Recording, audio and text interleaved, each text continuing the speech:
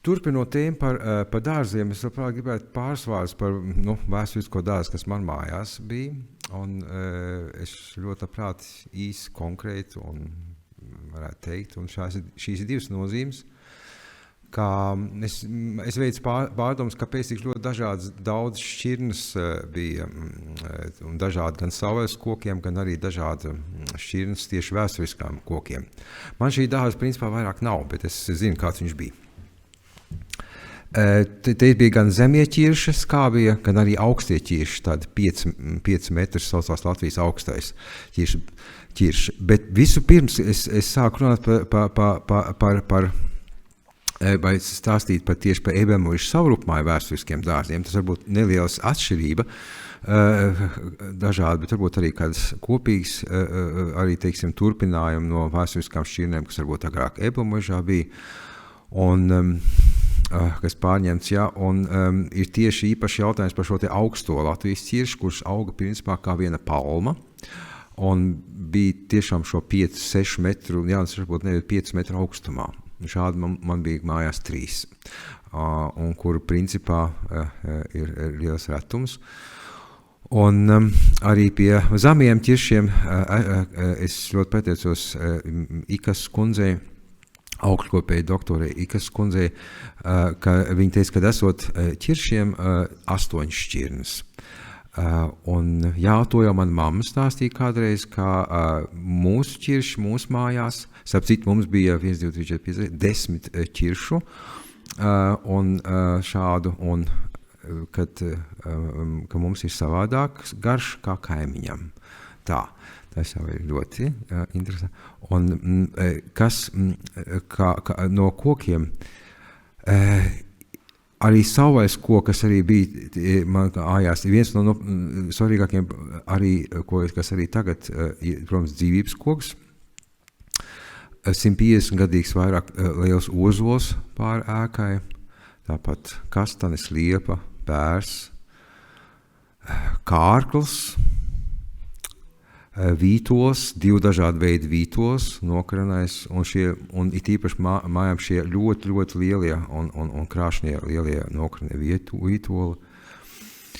Un te varētu sarakstu turpināt, bet īpaši gribu teikt arī pateicību, ka es jau no bērnības atceros vienu koku, kuram bija tā kā ābeļkoku, kurš garšoja tāds pasūri, bija tā kā iegarana ovāla forma.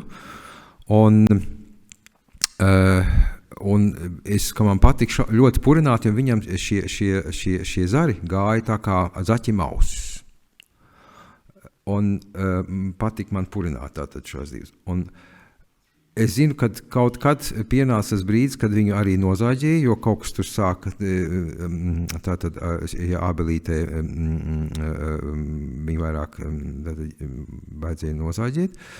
Un es meklēju un ieskatījos taisni Googlī un atradu, ka arī Latvijā vēsturiskas šķirnes ir godā, un Ikas kundze tieši bija uzrakstījis visu šīs vēsturiskās arī vāciskas nosaukuma šķirnes ābelēm, un izejot visām cauri, es Vācijā atradu, ieliekot Prinzapfel, ich habe diesem oder Hasenapfel oder sehr viel ļoti daudz nosaukumu.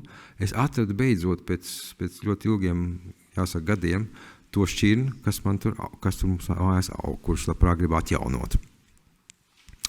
Tā teiksim, tā ir arī ļoti interesanta veids, jo zinot, kā arī Prinzapfel oder Prinzschabelam vai muciņai, Battle auf Lettisch ir ļoti dažādi paveidi. Tāpat Vācijā. Nav zināms vēl varbūt kāda Latvijā, varbūt jā, nezinu. Jā, nākotnes plāni vairāk pētīt, varbūt. Un es labprāt teikt par nākošo koku, kas ļoti, ļoti īpaši ir, ko es konsultējos ar Ikas kundzi. Tā ir meža bumbieri. Es ļoti priecājos, ka jau tagad bija, kas meža bumbieri mums mājās bija, ārprāt ļoti, ļoti, ļoti skaists krāšņums. Paldies. Jā, tā ir tā mežbumbiera. Viņa bija līdzīgi, viņa ziedi. Un it īpaši, dēļ tā, ka tā nelaime bija, kad no ielas uz māju iet elektropievads noteiktā augstumā. Un tie meža bumbieri, protams, iet uz augšu, un man nebūdams teritorijā, tātad vienkārši viņi tik nevis nogriezt, varbūt tā spicīti, bet vienkārši tā nogriezt. Un tā šis krāšums vairāk neeksistē. Es nezinu, zināms, ka meža bumbieris līdz pat 300-400 gadiem aug, un ļoti liels, un jā, tā ir. Jā. Un it īpaši šis krāšņums rudenī. Man nav šobrīd rudens skats ar šis koks, ka viņš, jā, oranžs un deg. Nerunājot par to, ka kukaiņi bites ļoti iemīlojoši un ļoti speciāli biotopi, kur tieši šos ziedus un ļoti speciāli, kā saka, kas iemīlojuši. Un te es varu pāriet jau uz nākošo tēmu, tātad biotopi, un tie ir putni, kuri arī, teiksim, pupuķis. Tur droši vien, ka jāsaka latīniskais nosaukums. Un pupuķis ir viens no aizsargājumiem putniem, kas arī mums ebelmuižas visā apkārtnē ir. Un jāsaka, es saņēmu atbildi tikko no īpašnieka. Kas tad īpašnieks? Īpašnieks ir MVD. Tas ir mājokļu un vides departaments. Nu, man jāsaka, kad man ir datus, kurus es saņēmu šobrīd no fundamentāliem, vismaz uz šo brīdi izpētēm, ir atšķirīgi, kādu dod MVD. Nav saprotams, kāpēc šādu saņem, jo rakstā par to saistošu ar ebelmuižu parku vai teritoriju, kad neesot nekādu aizsargājumo dzīvnieku, vismaz šobrīd ir konstatēti arī 8 īpaši aizsargājumie putni, Eiropas aizsargājumie putni, un arī pat mikrolieguma putni. Tās ir 2 aizsargājumās jau tātad svari, kuri, ja viņi kopā sanāk, tad rodas viens mikrolieguma zona, un es principā jau pirms veselu gadu ir rakstīju, un noteiktā tiesas procesā, kas pret noteiktām jaunceltnēm, kur tēmas beidz manā pēdējā stāstījumā ir, kā, teiksim, Ziepniekalna kapa, pa ko nāk šo tēmu būs, un līdz ebelmuižas parkam, kas 300 metru attālumā ir, tas ir centrs, viens no centriem tieši šiem aizsargājumiem putniem, kur viņi liksto, tātad likstošie aizsargājumie putni. Vēl ļoti īpašs moments ir dārzu pļavai Strojobstvīze, kas beigās, ja sanāk kopā vairākas vēsturiskās privātās ēkas ar dārziem, izveidoja šo ļoti lielo biotopu skaits, kas, skatoties pēc literatūras, no 2000 līdz 5000 biotopiem. Tātad pienesums un dabai. Ejot tālāk, jā, tie būtu tādi bumbieri, meža ābeles bumbieri, kur ļoti labprāt, kā saka, pupuķis nāca, un arī vāvers nāca, un eži. Eži ļoti arī iemīļojuši mūsu mājās, piebilmuši bija šos bumbierus ēst. Un, jāsaka, man garšoja arī, bet kaut gan ļoti sūri bija. Jā. Šī ir nākušā tēma par dišceriņiem, kāda arī pie mums ebelmuižā bija, kāds arī Ebeles kundze raksturoja. Tas ir mans mammas lepnums. Tas ir fotogrāfija 1 gadu pēc tam, kad mamma aizgāja citā saulē, un tie vēl paspēja padzīvot 1 gadu, bet ne vairāk. Bet vismaz ir fotogrāfija, un priekš viņas viņi daudzkārt stāstīja kaimiņiem, ka ceriņi ir tā kā žoks. Viņi ir aizsargs arī pret, varbūt pret to pasauli, kas uz ielas pusi ir, tā kā arī savu veidu žoks. Viņi arī ļoti daudz grāmatiņas lasīja. Tas ir šis krāšņums žoks, viņai ļoti patīk šāda veida, varbūt nedaudz savaļveida dišceriņi. Jā, šeit bija tā tēma par šiem putniem, ko es stāstīju, šeit ir īpaši aizsargājumie. Un, kā redzams, tas ir Ebelmuižas parks, tās ir visas tās rindiņas, un Ebelmuižas parks, kur ir sarkans daudz, kur viņi, teiksim, Eiropas īpaši aizsargājumie migrācijas putni koncentrācijā. Te ir, teiksim, tas kapacitāte, kvantitāte, nedaudz dažādiem biotopu veidiem.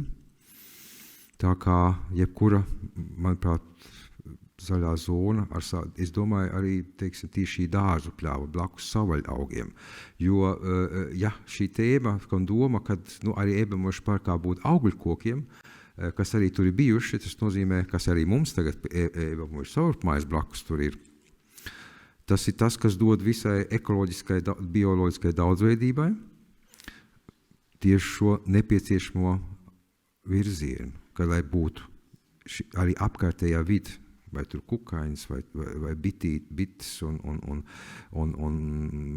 ļoti bieži ir skaisti redzēt, kad pie koka ēkām, kas arī, teiksim, mani mājās, kad izveidojās vai lapseņu, vai es zinu, ka viņi nav, bet man tas liekas interesanti, kā individuāli.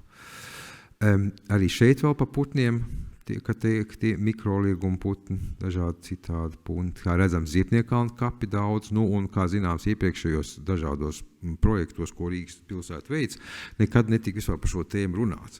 Tāpēc jau nav zināms, par kādām tēmām jārunā, kad vispār tiek kaut kas būvēts, un vai vispār jārunā. Kāpēc notiek arī jārunā? Vienkārši, vai tad plāno, un kaut kad pateiks, ka mums ir jāiziet. Tā. Labi, mēs ejam tālāk.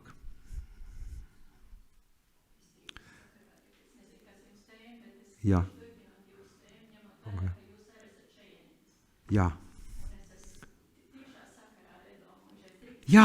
Jā, bet protams. Jā, nē, bet jūs labprāt nākat šeit. Nē, protams, jā. Jūs varat pierīgi šeit. Jā, lūdzu. Es ļoti atvainojos, es esmu cilvēks no malas, bet negluži. Mani sauc Mārija, bet es dzīvoju jāsaka jau pagātnē dzīvoju, tagad piebraucu, jo mana māja ir izdemolēta. Proti, mans vecais tēvs 1906. gadā nopirka īpašumu Graudu ielā 15, kas skaistījās, es nedzirdēju nekur, Ebelmuižas zirgu stallis. Ja kaut kur ir, es nekur neatradu vēsturiskais materiāls. Es nezinu, cik gadus jūs te dzīvojat. Zināt, es esmu 25 gadus dzīvojis, un tagad es nedzīvoju 25 gadus. No kura gada? No 71. Es no dzimšanas, no 49. Tā kā es ilgāk un zinu vairāk viss, kas te noticis un redzējis. Redzējis viss, kas ir. Un līdz ar to mani fotogrāfijas rādīja, jo man vecās mammas brālis, kuri bija 11, ir safotografējis jau tad. Un man ir oficiāli pirkšanas dokumenti, jūs iedomājaties 120 gadu seni. Ar veco tēvu 17. gadā viņu izsūtīja. 17. gads, jūs zināt, kas bija pagājušā gadsimtā. Viņu izsūtīja, jo viņam bija īpašums centrā, viņš bija strādīgs cilvēks, viņam bija māja, beigās viss atņēma. Un šo te īpašumu viņš bija nopircis saviem vecākiem, kur vecumdienas svinēt. Šeit nebija, te bija pliki lauki. Toties, un tur, kur mēs dzīvojam, protams, tie zirgi beidzās, jo Ebelmuižā ir arī sarežģīts. Tur ir pirkts, pārdots, pamests un visādi. Tātad, kur tie zirgi palika, es nezinu. Es viņus apēdus neesmu, jo es piedzīvu vēlāk. Toties mēs tur govis turējām, jo nebija citas iespējas. Un vecais tēvs atgriezās no Krievijas, kur viņš bija izsūtīts, bet viņš arī tūlīt nomira. Un zaudēja vecāmā pa to laiku 2 bērnus, un vārdu sakot, rezultāts bija tāds, ka iznāca arī 40. gads izdarīt tēvam savas korekcijas, arī atņēma īpašums, un mēs palikām brīnumainā kārtā šeit pat dzīvot vienā istabiņā, bez nekādām. Un mēs esam 7 bērni tur dzīvojuši, pieredzējuši, ja nebūtu govs, laikam būtu badā nomiruši, nezinu. Un vecais tēvs to māju bija iekopis tā, lai un vēl kāzas vecai mātei, man pat ir bildes, tur bija sastādījis to kļavas, ozols, visapkārt. Tagad to taisās iznīcināt, jo tur ir, es nestāstīšu vēsturi, tā ir traģiska. Tieši tāpēc es gribu zināt, kas notiek, ja? Jo tā māja vēl ir un vairs dzīvot nevar. Man paša gandrīz nosita tur uz vietas nesen. Tas tā. Un es vienkārši to gribu. Bet tas, kas attiecībā par dabu, es pat esmu govis ganījusi viscauri. Kādi te ir smiltis? Jūs to zināt, ka te ir un visi vienas smiltes kalna, vēl Bērziņa kalns, kur mēs braucām un Graudījā bija tikai smilšu ceļš, jo veida no Jāgavas puses labību un viss. Un tie kalni bija brīnišķīgi, tur bites vien dzīvo, jo tur bija kaķpēdiņas, dzeltenas, rozā, kas tik tur nebija, viss smaržoja, neļķītes, tur bija neiedomājami skaisti. Nerunāsim par to, kas tad bija blindārs, kad ieved 56. gadā momentā virsnieku mājas taisīja, tad sākās vājprāts, krieviem skola taisīja Bauskas ielā, tas bija vājprāts, es jau biju paaugusies. Un tad bērni sekos arī nopietni, jau man radiniekos nopietni cilvēki, kur čekis nobeidz tepat uz Graudielas, ja? Jēkabs Jansons, kurš arī apglabāts tepat kapos, man te viss tie, kas vēl Latviju piedzīvoja, ir apglabāti. Tur es kopt un redzu, kas notiek. Te dzīvo, kas ir par bada cegosiem vai jā, pilns, viņi bija aiz kapiem, tur viņi, es vienkārši brīnījos, un ķīvītis tur dzīvoja, tur bija, es nobrīnījos, ka viņas ir retums. Jā, tur bija pilns ar viņām. Tagad ir vienkārši lieta tāda, ka ir arī par to ne tikai jādomā, bet mums jāsaka, ka mēs, kā saka, veidosim, veiksim. Jā.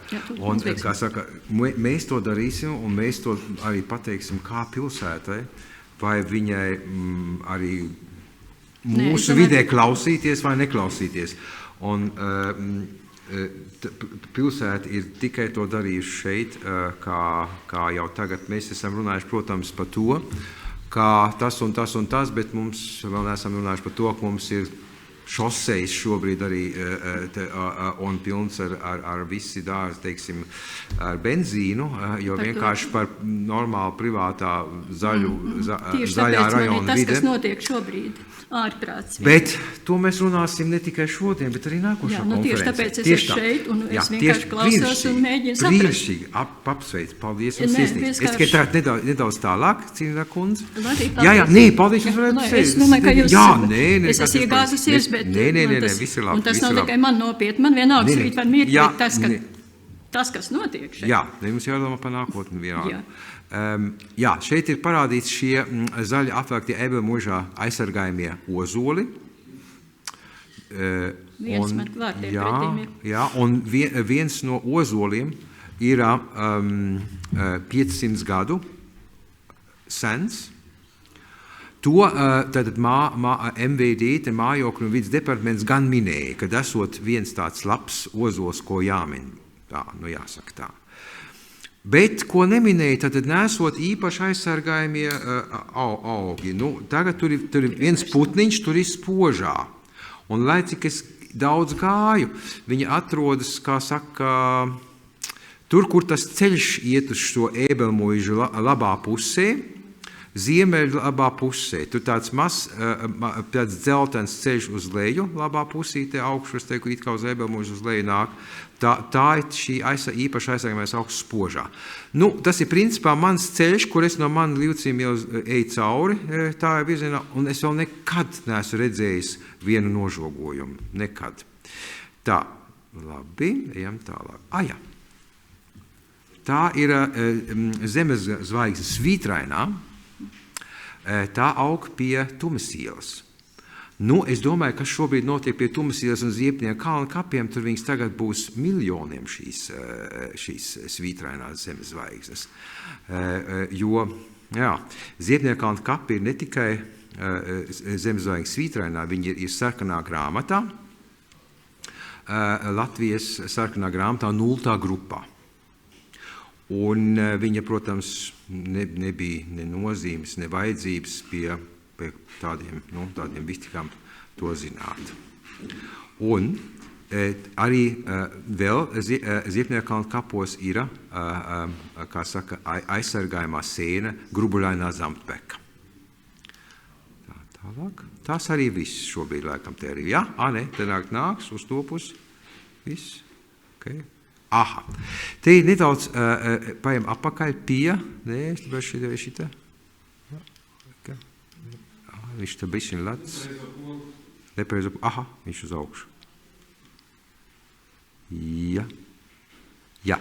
Te nākošā tēma ir, kas pie iepaudžājuma arhitektonikai. Un šī ir Artūra Lapiņa fasādes izpēte manai mammas mājai, un uzmanību vairāk iespējams pievērst tīri labai pusē, jo iet runa par vienu tik retāk zināmu vai retāk parādījušos elementus kā pusaplis pie Vējmales.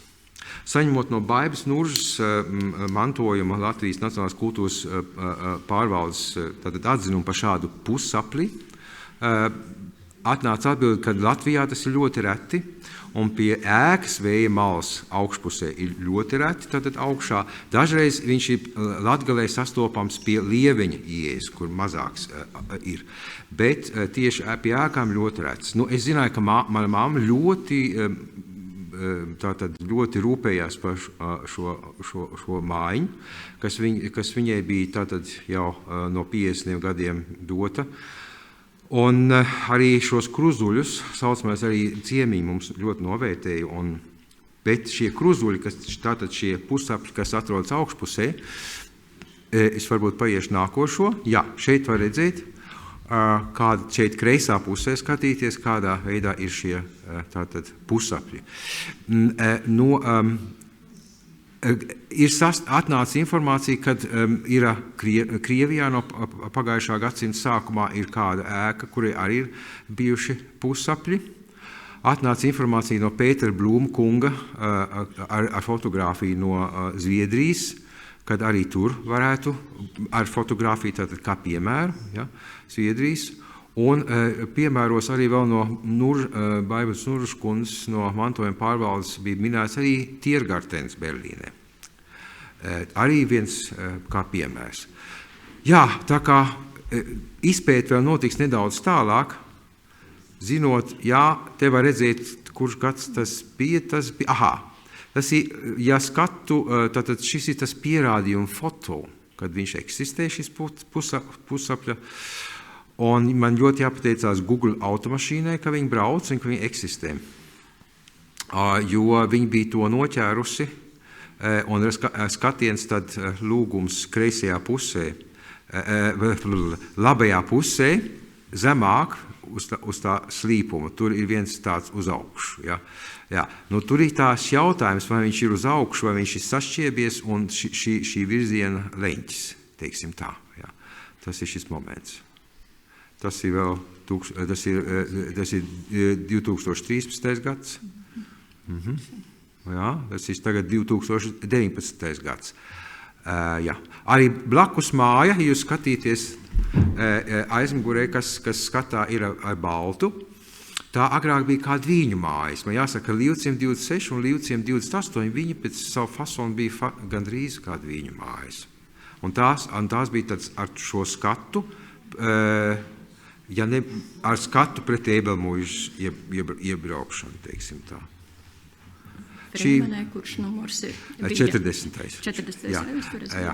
Tā ir Mises 18, kaimiena Mises 18. Pazīsti. Jā. Un tā ir mūsu brīnišķīgā kāpu daba līdz 22. gadam. Nu, te jau, kā saka, vēl saglabājušies, kas tur varētu būt. Jā, tur bija kalni, tieši tā. Tad mūsu kāps, tur jau, jā, tur gos, bet arī tur bija 12 metru augsts kāps. Un tās bija dabas pērles, jo nosaukums tika dots, jo viņas bija 1, 2, 3, 4, 5, 1 pie otras. Tā kā viena pie otras. Ola vēl gājas uz Toņikānu, arī tur bija.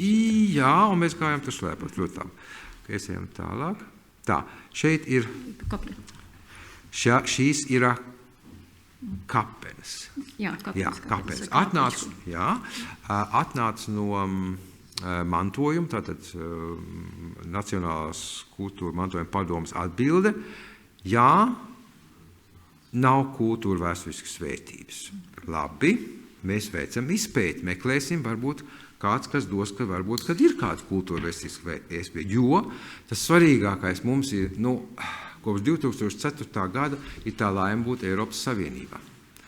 Un tad ir jāskatās, kā funkcionē aizsardzība mantojumā, kultūra mantojumā, materiālā ziņās citur Eiropā. Jo tas jau tas bija tāds mērķis. Ja? Tātad viņa nav vērtīga, mums viņa ir vērtīga, un mēs veicam izpēti. Ļoti labi. Šī ir koka kapliča, ja? Viss tas glabājas. Jā. Un viņa arī šī nav vērtīga no mantojuma atzinuma, bet arī tātad jāveic izpēte. Un es saņēmu no manas brīnišķīgās kaimiņienes no Misijas par to, ka šī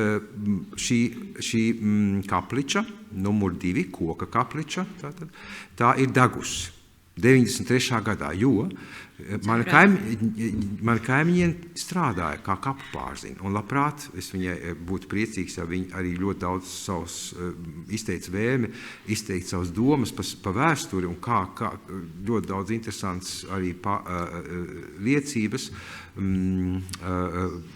diskusiju daļā. Es ļoti priecāšamies, ja diskusiju daļa būtu tāda kuplāka arī par savu vēsturisko stāstījumu, jo tas būtu ļoti, ļoti vērtīgi. Tātad viņa ir degusi, bet mantojumā, no mantojuma biedrības vai vienalga. Nē, tātad pieminekļu aizsardzības, neviens netika minēts, ka viņa ir degusi. Jā. Okay. Tur bija dzērājs, gan tur bija iekšā, un tad mēs nebūtu jāizsvērpē. Tā ir otra pusīte mums Misas ielai, kur cilvēki dzīvo no Misas ielas jau kopš ja mēs tagad paiesim nedaudz atpakaļ. Šis ir 1871. gads. Ziepniekalna kapi vēsturiskie kopā sanāk ar savrupmājām no Misas ielas vai Raimershofā štrāsa. Un šis ir tad ap 1920. gadu kapličs, bet aizvien cilvēkiem veidojās arī tātad šī ar kultūru, ar nemateriālo kultūras vērtību, kā ir dzīvot pie vienas kapsētas, kā uzvedās, kā to dara, vai kādas izjūtas šim cilvēkam izveidojas. Un šī ir masu kapa, tātad 1956. gadā, kur tika izveidoti. Arī tur šeit būtu, labprāt, manai kaimiņienei Astrīdas kundzei labprāt stāstījums arī vairākus diskusijas ieteikums pusē, kas notika pirms šiem masu kapiem. Es atceros visu to brīdi, kā pārvedi raka tos līdz pie Ziepniekalna kapiem ārā un te lika iekšā masveidā. Jā, ļoti, ļoti labi, to mēs tūlīt nosūtīsim. Tas nebija labi. Tas nebija labi. Tāpat vāciešas no otras puses. Jā, ok. Jā, un tas ir, protams, tik kvantitātes, 14,000 cilvēku un vēl pusotru tūkstoši civilizētas, kopumā 15-16,000, tā ir fotografija no 1972. gada. Tad bija skaists sakopts. Jā, un tas bija, arī savādāk tad. Un tagad ir šajā, teiksim, no Evamužas biedrības ir iesniegts par, jo tā mūsu apkaimē un mūsu, teiksim, vidēji, kur divas kapsētas un vēsturiskās savrupmājas eksistē, ir ne tikai, tas ir principā mūsu nemateriālais tātad mantojums garīgais, bet līdz ar to, ka šis 56. gads un šāda veida masu kapi, kuri Rīgā ir 4 gabali, ko es pat nezinu, vai Vācijā būtu pilsētās pieļaujams, ka pilsētās tik daudz masu kapi ir. Mums ir iesniegums, ka tas ir, ka ne tikai Rīgai ar savu skaistumu priecāties, bet ar savām nemateriālām kultūras vērtībām. Tāpēc mēs arī tālāk veidosim šo iesniegumu mūsu puses. Un tādējādi arī Evamužas teritorija 200 gados ir sava tāda kultūra vēstures kā blīvums pakāpeniskā veidā. Un, jā, tātad līdz ar to es arī vēlētos beigt. Un tas ir nākošais lektors.